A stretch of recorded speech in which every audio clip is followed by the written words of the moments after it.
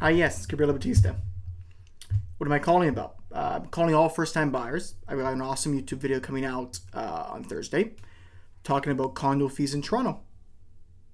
Oh, you're watching it right now? Oh, okay, good.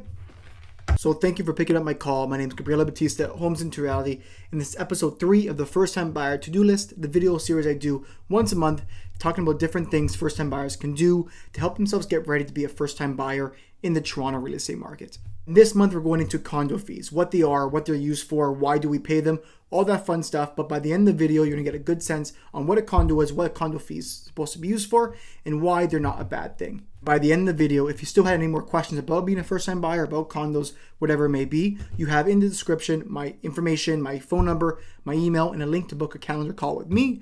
Happy to discuss about your situation becoming a first-time buyer in Toronto. Before we get into anything, we got to know exactly what a condo is. Especially if we're going to pay condo fees, we want to know what a condo is. And in short, we'll get Google to help us over here or throw it up. The definition of a condo is a condominium, or a condo is an individually owned residential unit in a complex or a building of like units. Condo owners own their units but share common spaces, amenities, and other resources. They pay condo fees, which we're going to talk about today, which cover maintenance costs, amenities, and upkeep of the common spaces. So in short, I'll use my own definitions. The condominium legal entity structure allows you to own a small piece of a big pie. Obviously, a condo building is very expensive to own on your own. It's going to cost you millions of dollars to own that big building. But if you want to live in that area, you really think it's a valuable place to be, you're able to own one small piece of the big building, which gives people the opportunity to get into these locations at a more affordable price point versus buying a $10 million building for whatever reason. And also, when it comes to condominiums, it's not exclusively something that you use for condo apartments. That's the most common thing. People typically say apartment buildings versus condos. Condominiums a legal structure. So this can apply to condo apartments, condo townhouses, condo stacked townhouses. Even there's condo detached homes as well. So when you think of condominium, you're thinking of a legal structure where you're paying into the whole building as a collective. Back to that initial definition. They mention here that you pay condo fees, which covers the maintenance costs, the amenities, and the upkeep of the common expenses. And that's all true. So let's look into the condo fee a little bit deeper. For a condo fee, it's your monthly cost you're paying directly to the condo corporation every single month. That is based off of the percentage owned of the whole building. So your bigger units are going to pay a higher condo fee versus your smaller units will pay a smaller condo fee. It's all based on the square footage that you're comparing the two units. Now, people may ask, why am I paying this condo fee? Is this a waste of money? Are they taking my money and pocketing it? And let's get down what the premise of a condo fee is. They put hundreds, if not actually millions of dollars into building this condominium, but the moment it's built and people are living in it, it does take money to run. There's staff that need to be paid, that there's amenities that need to be run, there's hydro, there's utilities, there's big insurance costs. There is obviously the maintenance of the building to make sure things are in a good working order. There's management. There's a lot of things that cost the building on a monthly basis for it to be run. And those are costs that have to be incurred by someone. And those costs are going to be incurred by the owners of the condominium. And like I said before, split between all the owners in different shares. Because they're all collectively owners of the condominium, they're going to collectively split those costs. So let's now break down what these condo fees typically include. So we see if that cost is worth it and where that money goes towards. And the most common thing that people typically say is your utilities. And that may differ for some buildings, which we'll talk about, but there's two ways that a building will do it.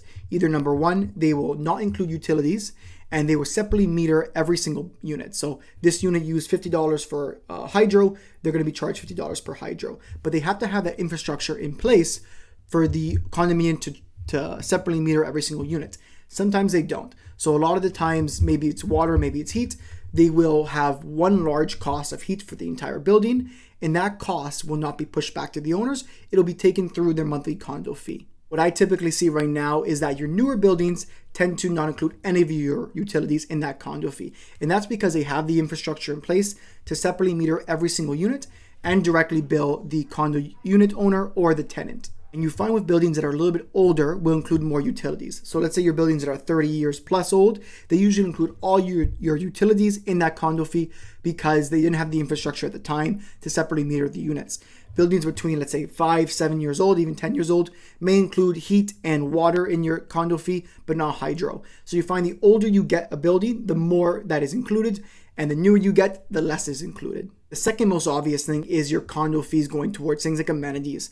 Things like your pool, your gym, let's say your rooftop patio, those type of items that you take advantage of that are a luxury to the condo owners, you do got to pay for it. There is, a cost of, number one, the utilities to run those things, the maintenance of those things, the employees that they take to run those amenities. That does cost the condominium money on a monthly basis. So that's something that your condo fees are also going towards, paying for those things. Things like your concierge staff, those are people that are huge help in most buildings, and they got to have salaries. They got to be paid for. That's something to consider in the sense of the people running your building. That's a cost that you will incur through your condo fees as well. You're going to find condos with more amenities, maybe a pool, maybe a much bigger gym. These larger amenities will cost you more on your condo fees because it takes more money to run those items versus some condos have no amenities, no concierge, maybe just a keyless entry, but there's no staff that really run the building, maybe one property manager. Those people are going to pay less in their monthly condo fees. And the biggest cost to consider when it comes to your condo fees is your reserve fund. And your reserve fund essentially is a bank account for your building. So if, for example, there's major repairs that have to be done to the building, it's going to be coming out of your reserve fund. So with a condo, there's so much money that goes towards that reserve fund. And the reserve fund is actually budgeted in a certain way. A condo that's in good standing and they're financially in a good position, they're going to be budgeting for big repairs of the building. So they may say, okay, in 10 years, or the roof's got to get done. In 5 years, the windows got to get done. The hallways are going to get renovated every 10 years. There are big budget items that a condo will plan for overall. And the key word is if a condo is in a good financial situation and they're good at budgeting, that money they're going to take out of your condo fee is going to go towards that reserve fund.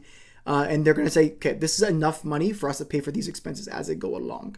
So when you're buying into a building, let's say you're a first-time buyer and you want to buy into a condominium, you actually want to make sure that the reserve fund is pretty strong. And that's something that a good real estate agent will do. A good real estate lawyer will review the status certificate of the building. And I would always recommend to review it prior to purchasing a property because you want to make sure that the condo is well run financially. They have enough money in that reserve fund to pay for these major expenses. Most condos will do a reserve fund study every 3 years to make sure that the condo is in good financial state, making sure there's no repairs that have not been considered. You want to make sure you're buying into a good building. And then we keep talking about where's those condo fees going towards. You want to make sure that your condo fees are going towards a good cause. So getting involved with property management is important. So you make sure that I'm paying X amount of dollars towards my condo fee.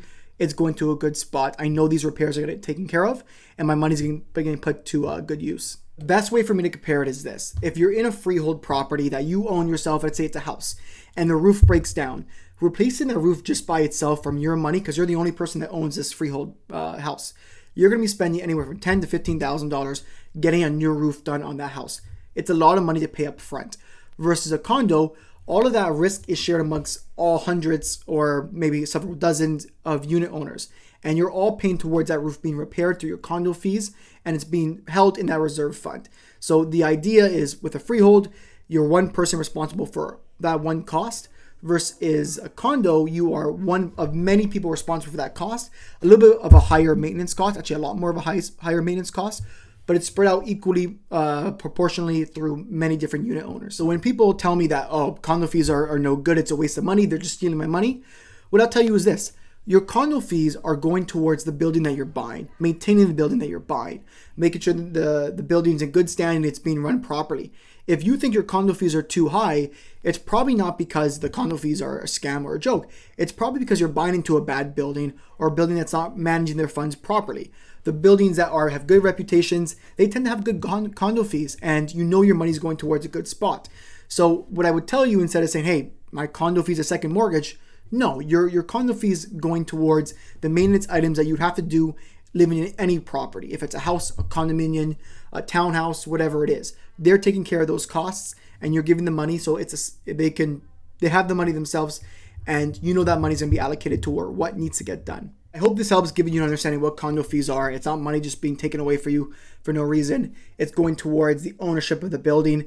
And hopefully that helped in that end. If you have any questions, my information again is below in the description, my phone number, my email, and my link to book a call with me. You're free to do so. I'm happy to discuss being a first-time buyer in Toronto.